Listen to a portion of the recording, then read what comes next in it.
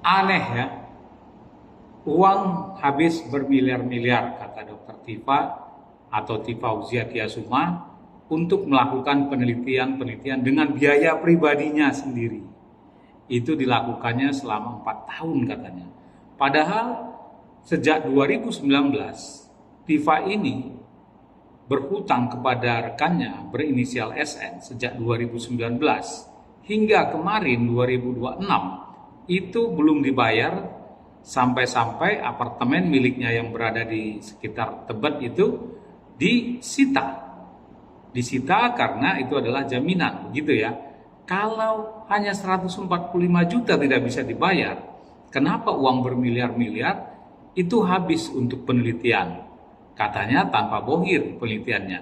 Yang jadi pertanyaan, apakah ucapannya ini bohong ataukah benar ucapannya, berarti ada bohir untuk mendanai penelitiannya, ataukah dua-duanya bohong atau bagaimana? Nggak tahu kita. Mari kita lihat dulu apa yang tertulis dalam Twitter Dr. Tifa berikut ini.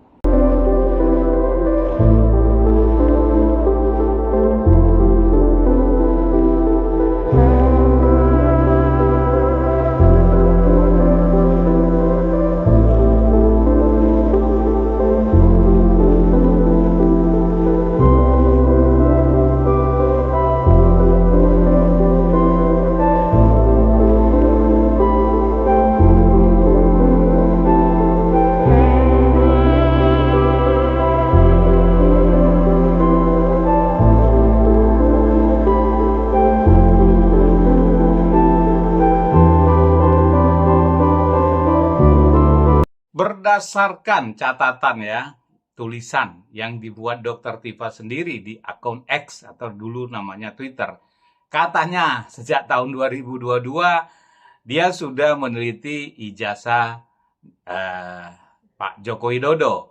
Bahkan katanya bersama teman-temannya tersebut, Rismond, Roy, dan Tifa ini ya, bertiga sudah melakukan hal tersebut ya. Kemudian dia mengatakan sudah menghabiskan miliaran-miliaran gitulah ya. Aduh ya. Nah, inilah yang kami selalu katakan, ya rasanya banyak, mungkin ya, mungkin dugaan kami, apakah karena banyak apa menghayalnya atau apa ya, sehingga membuat tulisan-tulisan pun seperti ya terkesan, ini analisis kami, terkesan itu seperti hayalan, sama seperti yang kami udah analisis ya, buku Jokowi White Paper yang tulisannya tersebut itu menurut kami ya sebuah buku cerita lah ya, banyak di sana cerita-cerita lah, boleh saja untuk sebagai menceritakan apapun, dan buku cerita itu tidak perlu ISBN mungkin ya, dan tidak perlu ada daftar pustaka, dan tidak apa yang matching ya. Daftar pustaka itu harus apa yang ditulis dikutip harus ada di daftar pustaka, ataupun ada di daftar pustaka udah pasti harus ada di kutipan. Bukan kutipan ada, daftar pustaka enggak ada, atau sebaliknya ya. Nah, ini membuat orang ya, ini apa ya, untuk kelas mahasiswa S1 pun itu sebenarnya nggak layak ya. Nggak layak untuk begitu ya. Apalagi mengatakan peneliti yang sudah dari 22, apa tahun 2022 katanya. Bahkan mengatakan ya, bahkan mengatakan itu sudah 25 tahun sebagai peneliti. Penelitiannya seperti itulah ya. Nah, hayalan-hayalan lebih banyak daripada logika-logika berpikirnya ya. Untuk hasil karyanya, kami nggak tahu kalau prosesnya, tetapi hasil karya yang kami lihat, yang kami review ya. Di sini kami hanya menganalisis, mereview hasil karyanya. Kemudian juga mengatakan pernah di sidang CLS itu mengatakan dia tidak perlu lagi membuat artikel jurnal internasional bereputasi kan begitu ya. Nah, karena sudah levelnya sudah di atas, sudah seperti Plato ya, sudah seperti Aristoteles atau siapalah ya, yang ahli-ahli dulu ya, yang tahun berapa itu ya. Nah, pokoknya sudah di atas langit lah ilmu beliau ini ya. bahkan ilmunya neuropolitika yang tidak ada di seluruh dunia barangkali, bahkan mengatakan itu di Universitas Pajajaran, yang aneh juga, yang nggak ada itu jurusan seperti itu ya. Nah, tetapi itulah hayalan, mungkin ya sah-sah saja lah ya. Mau hayalan, mau apa, tetapi ya rakyat jangan percaya dengan hayalan-hayalan. Kalau menghayal ya boleh-boleh saya, siapa saja, bahkan saya pun boleh menghayal misalnya bisa menjadi seorang seperti siapa gitu ya, terserah ya. Tetapi bukan ilmiah, itu namanya bukan ilmiah. Nah, yang paling lucu lagi bahwa dia sekarang katanya sedang menuliskan sebuah artikel yang ingin diterbitkan dipublish di jurnal bereputasi seperti Scopus. Lah, kemarin di CLS mengatakan dia itu bukan selevel itu lagi, sudah di atasnya, bahkan buku yang ditulisnya itu mengandung 2000 artikel ya, jurnal Scopus katanya begitu. Ya, inilah ya. Coba kita nanti setelah ini kita lihat, kita kalau bahasa kami itu kita rimang-rimangi gitu ya, kita ingat-ingat, kita telaah apa kelakuan-kelakuannya yang dia lupa ya. Di Fauzia Tiasuma ini lupa dia mungkin ya. Coba kita nanti perhatikan slide-slide ini supaya teman-teman bisa paham lah bagaimana. Aduh, saya ketawa aja ya. Kok bisa banyak orang-orang yang masih ada yang percaya dengan hayalan-hayalan dan percaya dengan ya kata-kata. Harusnya dilihat aja track recordnya itu ya. Kita jangan masalah personal ya. Ini masalah karya-karyanya itu, masalah pendidikannya, masalah apa yang dia ucapkan, apakah selalu konsisten ataupun ya dibilang tetapi menuduh orang lain yang begitu ya. Padahal apa yang dia lakukan ya begitu. Buktinya salah satu ya tadi itu, mengatakan dia sudah selevel Plato ya, bahwa dia sudah tidak perlu lagi menuliskan Scopus ya, jurnal-jurnal artikel yang terbit di jurnal internasional seperti Scopus ya, tidak perlu lagi karena bukunya sudah banyak. Buku itu satu buku mengandung 2000 artikel jurnal bereputasi Scopus katanya begitu. Padahal buktinya sekarang mengatakan sedang membuat ya, dan mudah-mudahan nanti bisa terbit gitu.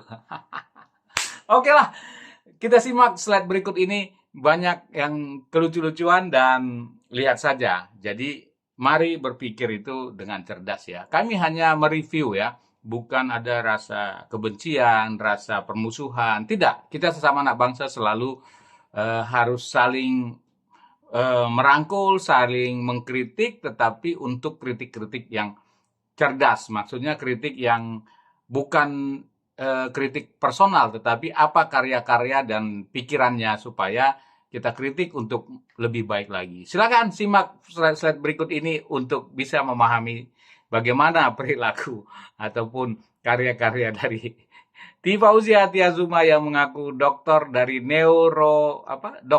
dokter dan sedang berkuliah di neuropolitika yang tidak tahu di mana ada urusan tersebut. Selama ini pihak mereka ini kan selalu bilang, wah ilmu saya paranormal, ilmu saya itu ilmu goib dan sebagainya. Ini saya berikan buku nih guru saya nih.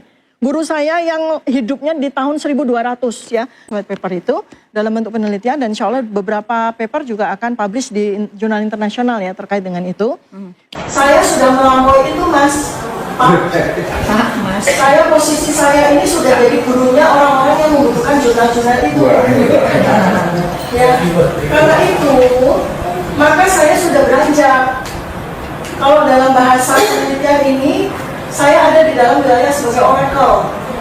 Oracle itu seperti oracle di masa lalu 2500 tahun yang lalu, namanya Plato, Socrates, ya, Galileo. Itu mereka mentahbiskan karyanya itu bukan lagi pada jurnal-jurnal, tetapi pada buku-buku seperti ini ya. Buku saya ini insya Allah ada 40 buku ya, yang sudah terbit ada 5 ya. Satu buku ini ada 2000 jurnal. Satu buku ini ada 2000 jurnal. Kalau seandainya satu buku ini kalau mau diterbitkan dalam jurnal itu bisa 2000 juta. Kalau saya diundang sebagai ahli untuk bicara dalam dua ilmu saya, itu jumlahnya mungkin tak terhitung ya. Karena saya ini sudah menjadi peneliti sejak sekitar 25 tahun yang lalu. Ya. Multilinier ilmu saya. Jadi bukan hanya ilmu satu saja, ilmu kedokteran, tetapi multilinier. Karena itulah maka saya mendedikasikan diri saya untuk belajar dengan sangat susah payah menempuh 2 bidang doktoral. Untuk apa? Untuk bisa membantu menjawab permasalahan yang ada di negara ini. Semua sepenuhnya dengan dana pribadi. Ini adalah kandidat doktor, 2 bidang ilmu. Yang pertama adalah ilmu kedokteran di Fakultas Kedokteran Universitas Indonesia tentang neuroscience behavior. Dan yang kedua, saya juga menjadi kandidat doktor pada bidang Fakultas Ilmu Sosial Ilmu Politik di Universitas Padjadjaran dalam bidang neuropolitika.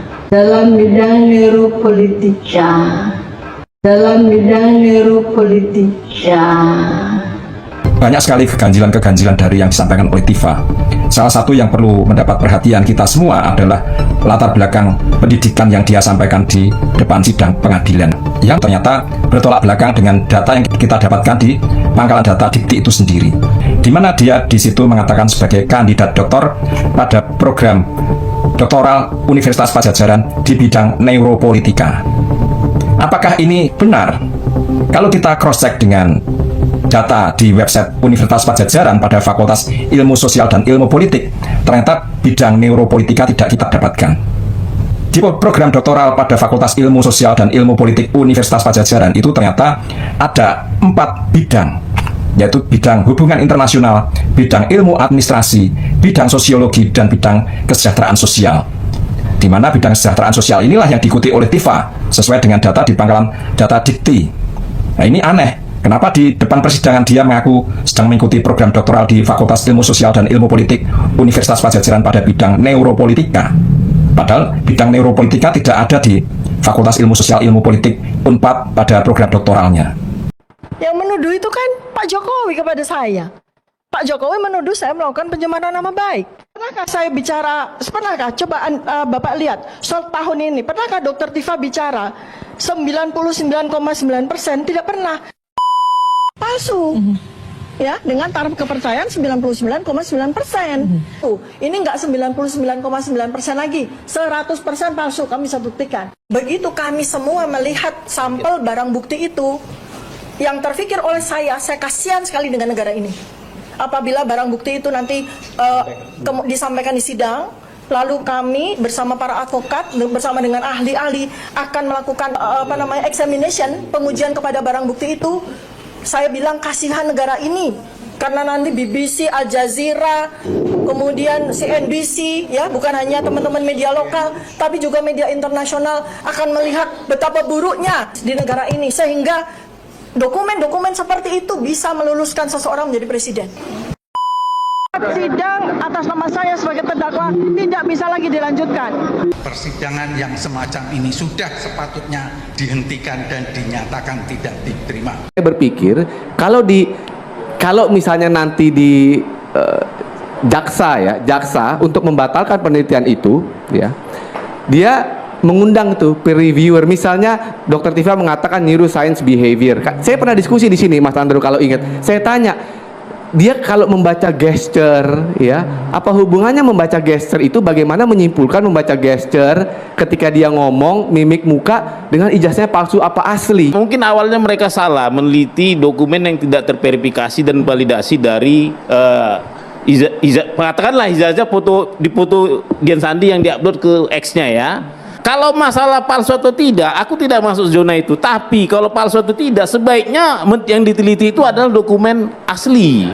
Enggak, menurut Bonatua, Pak Bonatua ini, apakah mereka peneliti atau tidak? Mereka peneliti. Nah, kalau mereka peneliti tadi dibilang etikanya nggak ada. Etika orangnya yang sekarang bermasalah, bukan hasil penelitiannya. Bonatua, dia akhirnya mengakui bahwa Roy Suryo dan Dr. Tifa memang peneliti, tapi etikanya bermasalah. Secara etika bermasalah. Ada momen yang cukup menarik. Bukan lawan debat yang memberikan penilaian, melainkan justru seseorang yang dikenal sebagai rekan sendiri. Simak sampai akhir. Setauku ya, Peneliti itu ada 3 levelnya, ya, eksploratif, deskriptif, sama eksplanatif. Jadi beliau ini menurutku peneliti terendah yaitu eksploratif. Dia eksplor doang. Bayangkanlah sebuah penelitian, ibaratnya ini Michael Hein dulu, dia nggak tahu bumi ini bulat, tapi dia coba aja, pokoknya ketemu apa-apa diceritakan, Ini menarik. Eksploratif itu betul paling rendah, tapi kenapa bisa kebenarannya 99%? Eksploratif kita belum tahu apa-apa, kita eksplor.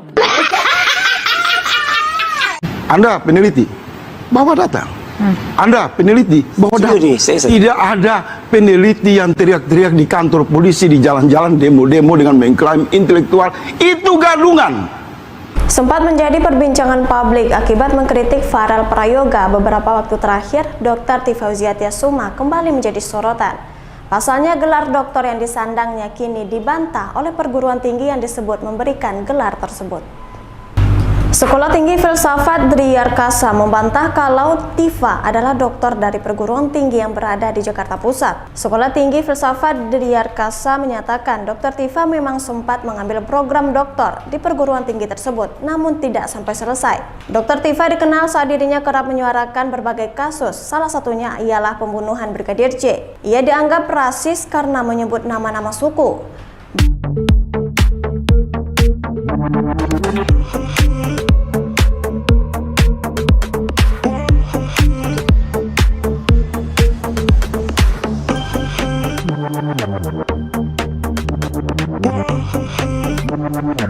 you.